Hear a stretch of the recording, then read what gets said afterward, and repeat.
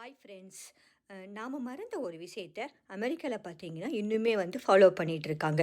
என்னன்னு தானே கேட்குறீங்க? வாங்க பார்க்கலாம். வேறு ஒன்றும் இல்லைங்க, க்ரீட்டிங் கார்ட்ஸ் தான்.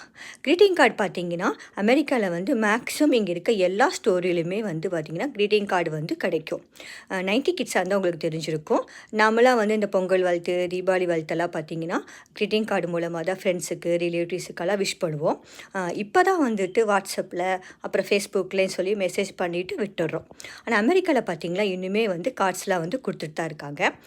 பார்த்தீங்கன்னா ஃப்ரெண்ட்ஷிப் டேக்கு வந்து ஃப்ரெண்ட்ஸுங்களுக்கு கொடுக்குற மாதிரி, அதுக்கப்புறம் டீச்சர்ஸ்க்கு கொடுக்குற மாதிரி, அதுக்கப்புறம் ஃபேமிலி மெம்பர்ஸ் கொடுக்குறது, அதுக்கப்புறம் கிராண்ட்சன் கொடுக்குற மாதிரிலாம் இங்கே வந்து கார்ட்ஸ்லாம் வந்து நிறையா இருக்குது. என் பொண்ணு பையனும் படிக்கிற ஸ்கூல்லலாம் பார்த்தீங்கன்னா ஃப்ரெண்ட்ஷிப் டேக்கு வந்து அவங்க ஃப்ரெண்ட்ஸுங்களுக்கு வந்து கார்டு மூலமாக தான் விஷ் பண்ணுவாங்க.